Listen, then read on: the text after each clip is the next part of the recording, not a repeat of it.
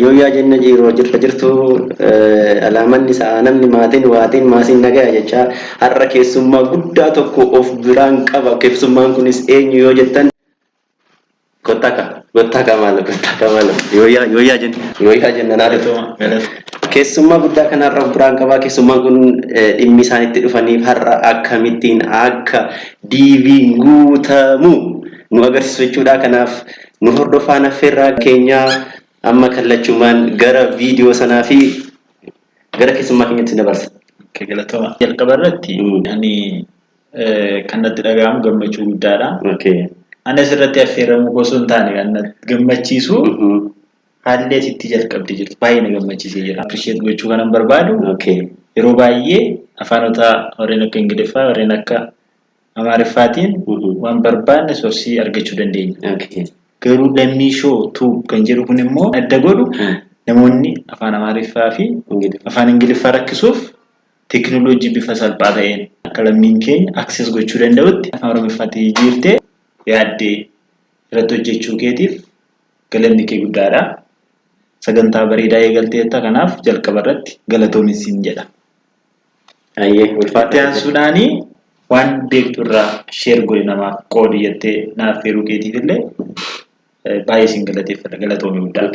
Yaanni keenya jajjabeessaa humna naa ta'a. Kanaaf galatoomi jedha. Amma kallachumaan gara maal keenyatti jechuudha? Gara tiitoorii keenyaatti. Tiitoorichi maalimi? Akkamiin mana keenya teenyee haala salphaadhaan mana keenya teenyee DV guutuu dandeenya. DVchi mumtu maalimi? DV jechuun carraa biyya Ameerikaa Tiraamp bira deemu. Biyya Tiraamp dura biyya Baayiden amma. Biyya Obaamaa fa'aa dura. Biyya isaanii deemu. Biyya isaanii salphumatti mana keetiisi jechuudha. Amma guutne jechuudha. Kana gochuudhaaf immoo homaa siin barbaachisu haayiskuulii xumuruu qabda. Suura tokko qabaachuu qabda. Sun jechuun wanti si barbaachisu hin jiru jechaadha. Moobaayilii keetiin mana teessee guutuu dandeessaa jechuudha. Qarshii baasuun barbaachisu manuma kee teessee onlaayinii haala salphaadhaan onlaayinii guutuu. Namni interneetii ofirraa qabu yookiin namni moobaayilii yookiin laaptooppii ofirraa qabu haala salphaan guutuu danda'a. Haala salphaadhaan DV mana isaa taa'ee guutuu danda'a jechuudha. Kanaaf maal jechuun barbaada qaallichi kun carraa qabeessa yeroo baay'ee nama baay'eef illee guute namni baay'een carraa biyya Ameerikaa deemu kanatti argateera nama danuudha. Toominaan jechaa jiru garuu namni qarshii na ergeen jiru hanga ammaatti. Qarshii namni si ergeen jiru. Asumaraanis immoo hordoftoonni lammii tuubii biyya Ameerikaa jirtan siin komadheeraa jechuudha. Komii qaba. Kanaaf warri amma ganaa amma onlaayinii dargisiifnee guunnummoo nu yaaddadha gaafa achi geessan siniin jechuu barbaadeen. Amma kallachumaan gara maalitti? Gara DV guutuutti. Jalqaba biroozerii deeskitooppii keenya irra jiran kana keessa kan barbaanne filachuu dandeenya. Amma kiroomii filanneerra. Kiroomii kanarratti Google jennee barreessine jalqaba irratti bakka itti sarchii godhannuu fida. Suniin booda DV looterii 2023 kan jedhu jalqaba irratti nuu fida. Kanaaf achuma irratti cuqaasna jechuudha. Yeroo asirratti kilik goonu electronic diversity visa program kan jedhu liinkii jalqabaa irratti kilik goonaa jechuudha yookiin cuqaasnaa jechuudha. Erga isa irratti kilik goonee user interface kanatu nu dhufa. User interface kana irratti waan argaman immoo generally waa'ee DV sun beekuudhaaf fakkeenyaaf asitti DV 2023 instruction jedha. Instruction DV 2023 guutuudhaan warreen nu barbaachisan as keessa seennee dubbifachuu dandeenya jechuudha. Kilik yeroo irratti goonu peejii nu dhufu jira jechuudha. Afaan reefa dubbisuu qabna jechuudha. Maal barbaachisu achi keessa jira. DV guutuudhaaf waan nu barbaachisan requirement nu barbaachisan maal qopheeffachuu akka qabnu. Isaan achi keessatti argamu jechaadha. Fakkeenyaaf suurota akkamii fayyadamuu akka dandeenyu biyyoonni DV kanaaf eligible ta'an kan eligible hin taane warreen kana keessatti argachuu dandeenya jechuudha. Karsarii keenya ishii kana gadi gottannee ishii kanaan asii gadi gottannaa suniin booda PDF-dhaan ishii kana irratti cuqaasa. Bifa PDF-tiin qophaa'e kan jiru irratti kilik goonaa. Suniin booda peejii baay'eetu jiru. Naannoo peejii 22-21tu jiru. Kana hundasaa sirriitti dubbiftanii beekuu dandeessu. Ammaaf kan barbaannu maal nu barbaachisa DV kana guutuudhaaf? Requirement eligibility yookiin immoo DV kana guutuudhaaf kan nu barbaachisu requirement tokko, requirement lama, requirement sadii jedhee akkasitti fufaa jechuudha. Kanaaf fotoon instruction ammaa kana peejii 21 toon dubbisiin viidiyoo lammishootuu fi kana akka salphaatti ilaalanii DV mataa isaanii kan bara 2023 guutuu danda'u jechuudha. Galatoomii. Sirriidha. Akkasumas immoo suurota akkamiitu DV kana guutuudhaaf murteessaadha jechuudha. Fakkeenyaaf gurri keessan akkasuma ta'u mul'ate DV guutuudhaaf gahaadha jechuudha. Keessa seentanii photo example photos DV guutuudhaaf warreen akkamii ta'uu qabu. Kanaaf suuronni nuti gosa suuraa nuti fayyadamuu dandeenyu jechuudha. DV guutuudhaaf fayyadamu suurota fakkeenyaaf kaa'ee saampilii suuraati. Fakkeenyaaf suurri tokkoffaa kun filatamuu ni danda'a DVdhaaf. Sababni isaayyuu photo skill and in color. Kiliiriidha. Shadoon qabu. Gaaddidduun dubarraan hin jiru. Namichi kun eenyu akka ta'e guutummaa guutuutti ifa taa'ee jira jechuudha. Fakkeenyaaf namicha kana osoo fudhannee immoo anasitti background isaa yookiin immoo fuula isaa irratti gurraacha'ee jira yookiin immoo gaaddidduun bu'ee jira jechuudha. Kanaaf suuronni kun DV guutuudhaaf hin ta'u jechuudha. Kan itti aanu walumaa gala DV kana guutuudhaaf inni murteessaan liinkii murteessaan Begin entry ishii jettu kanadha. Begin entry yeroo jennu gara peejii biraatti nu fudhata. Peejii sun itti seenuudhaaf immoo sitti submit nu gaafata. Okay, karakteri irra keessa jiru kan akka barreessu jechuudha. Okay. W. Ishiin kun karakterii garaagaraa isinii fiduu danda'a. Yeroo sun kan isinii fide ergatti galchitanii booda submit jettu jechaadha. Okay. Erga ishii submit gootanii user interface kana nuuf fide yookiin immoo entry form jechaadha. Paartii waan kanarratti maqaa jalqabaatii hanga maqaa akaakayyuu keessaniitti. Yeroo guutan immoo asirratti last family name irraa kaatu jechaadha. Grandfather name irraa kaana, kaza first name, kaza middle name maqaa abbaa koo jechuudha. Middle name irratti. Kanaaf maqaan isaa Gaaddisaa. Gaaddisaa jenna. Qubee guddaa qubee xiqqaa barreessuu rakkoon qabu irratti. Middle name immoo maqaa abbaa barreessina. Last name immoo maqaa akaakayyuu grandfather name barreessina jechuudha. Akkasitti barreessina jechuudha. Kan itti aanu genderii filanna. Genderiin nama kanaa meeliidha. Yoo female ta'e immoo namni suni female jettanii guutuu jechuudha. Kanaaf asitti steppiin itti aanu sadaffaan immoo birthday guyyaan mucaan sun dhalate yookiin immoo guyyaan namni DV guutu kun itti dhalate jechuudha.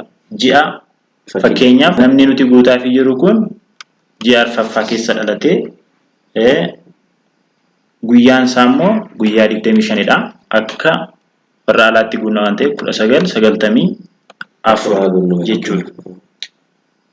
Kan itti aanu city where you were born kan jedhu irratti bakka itti dhalate namni nuti DV guutaa jiru kun jechuudha. Kanarratti bakka beekama namni itti guutaa jiru kun magaalaatti dhalateera yoo ta'e maqaa magaalaa sunis itti guunna.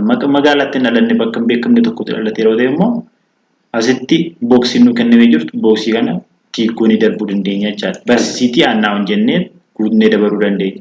Shanaffaa irratti country where you born bakka itti dhalatte biyya Itoophiyaa jedhamu kana keessatti dhalannee jirra fakkeenyaaf amma nuti. Kanaaf Itoophiyaa barbaannee Itoophiyaa irratti kilik goona jechuudha. Itti aanee kan jiru country of eligibility for the DV program.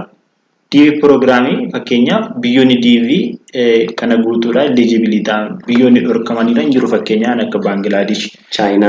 Itoophiyaan ammaaf eligibilitydha jechuudha. Kanaaf namni Itoophiyaa ta'e guutuu danda'a namni kamuu. Kanaaf asirratti yes jedhee jira jechuudha. Biyyi keenya eligibilitydha jechuudha. Amma asirratti torbaffaan immoo yoo paaspoortii qabaattan paaspoortii yookiin viizaa qabattanii yoo jiraatan harka keessan irratti information viizaa keessan irra jiru sun kan irratti guutuu dandeessu jechaadha. Akkuma dura isiniin jedhe maqaa jalqabaa last name, first name, middle name jettanii asirratti guutuu jechaadha. Akkasumas immoo paaspoortii nambarii. Paaspoortiin keessan sun nambarii dhuunfaa isaanii qaba waan ta'eef paaspoortii nambarii asirratti guutuu jechuudha. Akkasumas immoo paaspoortiin sun guyyaa itti expire ta'u. Biyya irraa baafattanii ittan sun biyya paaspoortii kan nu kennu. Fakkeenyaaf Itoophiyaa yoo ta'e Itoophiyaa jettu asirratti jechuudha. Yoo paaspoortii hin qabaattan ta'e immoo torbaffaa jala B kan jedhu jira. Passport exemption. Booksii kana kilik gootu.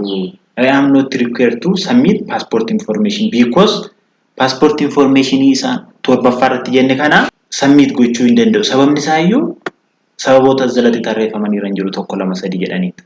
Raadiyoo batanii kanaan sababoonni jalatti barreeffamanii jiru. Sababni stateless no nationality biyya hin qabu namni wayii state yookiin biyya hin qabu yoo ta'e lammummaa hin qabaanne yoo ta'e ishee kana irratti kilik goota jechuudha. namni lammaan qabnellee jira natti fakkaatu garuu tokkuma jettee maqaadhaan tarakkoon qabu. Inni lammaffaa irratti immoo National of Communist Controlled Country and Unable to Obtain Passport. Passport argachuu kan hin danda'u kan jedhu kun immoo waan dhorkama wayiitu akka irra jiruutti ilaalama kun. Kanaaf nuti raadiyoo batanii ishii sadaffaa irratti yoo taasifne akka ganaa process goonee paaspoortii argachuu dandeenyu irratti aktiif nu ta'a jechuudha kun. Steppiin itti aanu saddeettaffaadha. Internet photograph.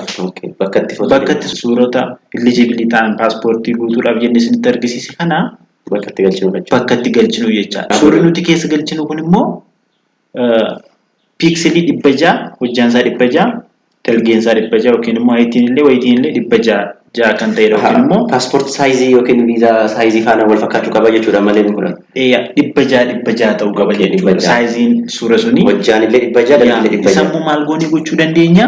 Peentiidhaan sirreessina sammuu.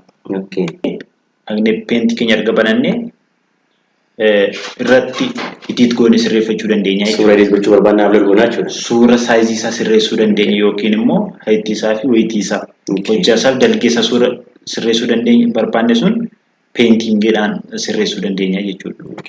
Isa immoo akkamitti gochuu dandeenya? Erga peentingii kana banneeti appilikeeshinii kana erga bannee kompiitara keenya irraa open goona.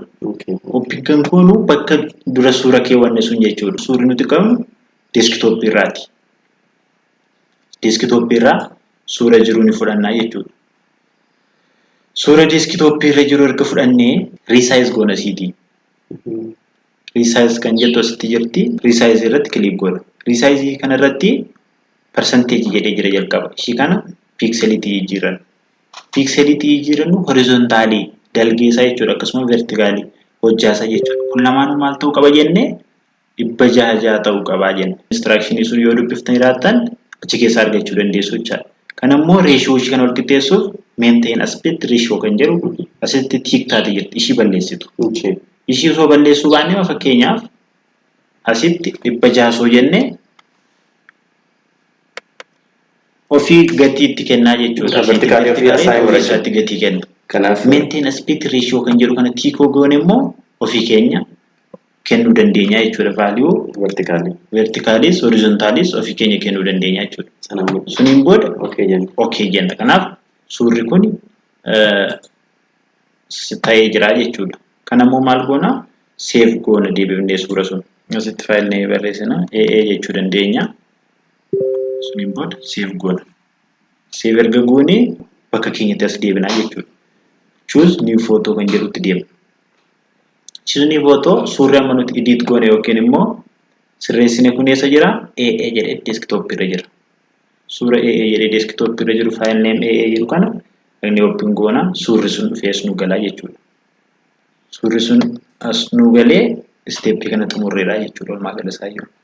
Salgaffaa irratti immoo adreesii keenya mailing address kan jedhu salgaffaa irra jira jechuudha. Mailing address kan jedhu kana keessatti immoo jalqaba in care of kan jedhu optional.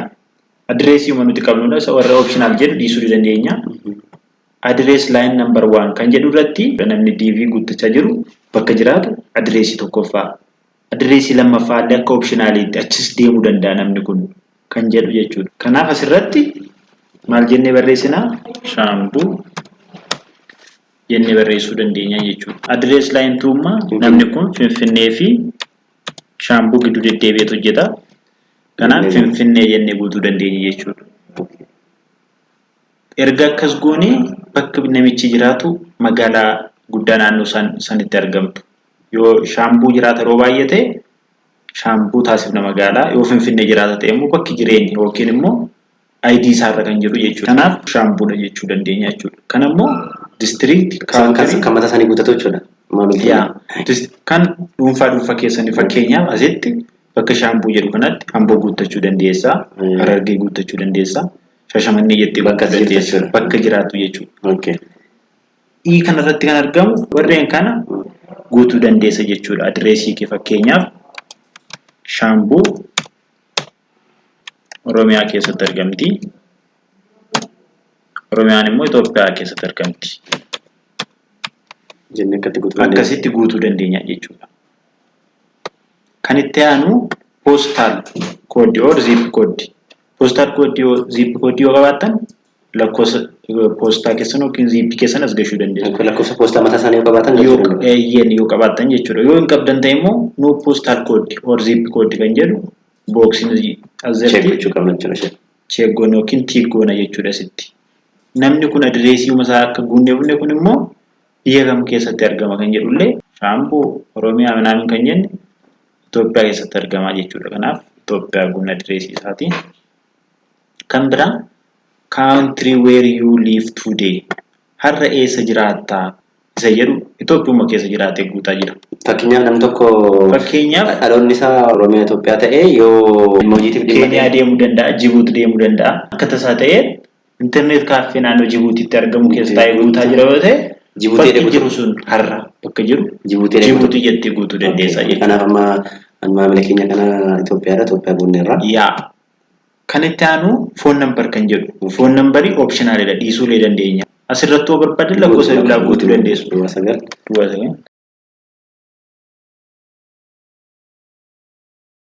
Kan biraa iimeelii yoo qabaattan guutuu dandeessu. Yoo dhabdan immoo nama iimeelii naannoo keessaniitti fayyadamoo kennama. Iimeelii isaa beektan jechuudha. Fakkeenyaaf asirratti abba barbaade iimeelii nama aksesii gochuu danda'u. Rodiivensii ba'a iimeelii ta'uu danda'a waan ta'eef miseejiin aksesii godhee nama transfersitti gochuu danda'u jechuudha. Kana jechuun yoo carraa diiviin kun si ba'u yoo jiraate karaa iimeelii kanaan kan isaan kominikeessi godhan yookiin immoo kan isaan si waliin information share godhan jechuudha. Fakkeenyaaf iimeelii kiyya let me show 1221@gmail.com bakkatti lasman deebee barreessaa jechuudha. Stepin itti aanu namni diivii nuti guutaa jiru yookiin immoo namni guuttachaa jirtu sun ofii kee guuttachaa jirtu yoo ta'e sadarkaa barnoota kee sadarkaa amma irra jirtu jechaadha. Hanga doctorate degreetti jira. Guutuudhaaf high school irraa osoo gahee irra gaariidha jedhee. Minimum requirement high school irraa ka'ee haga doctorate itti argamaa guutaa jirru kuni high school no degree. Degree jechuu dandeessu, master degree jechuu dandeessu. Doctorate jechuu dandeessu. Certificate qabdanii irratti cuqaastu jechuudha. Kan biraa what is your current marital status. Sirna gaa'ela isaatii amma kana irratti jirtan.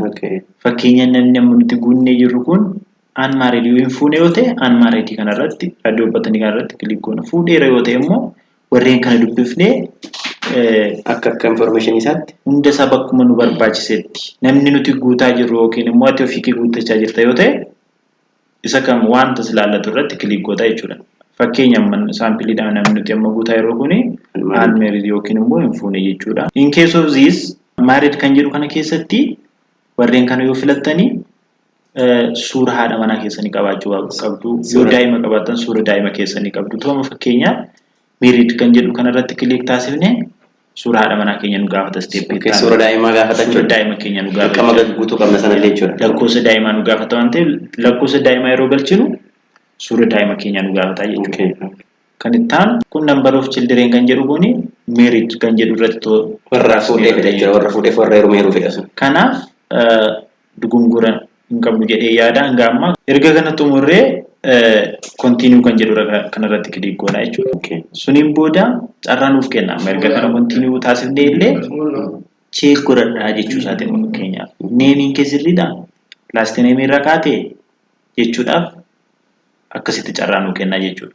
Meeliidha saalliqee dhiirarraati. Diingata kan dogoggorree jiraate akka dubbatti deebinee sirreessinuuf carraa nuuf kenna jira. Kan dogoggorree jiraate carraa nuuf kenna jechuudha. Barsiideettiin kee akkasidha Aapiriilii 25 irratti akkasitti cheekii nu godha. Bakka ta'e irratti asitti barreessitee yoo ta'e asitti si baasa jechuudha. Suniin booda akkasitti hunda isaa erga cheekgootee booda bakki dogoggorteen jirtu yoo ta'e maal goota daayireektii deemtee submit gootaa jechuudha.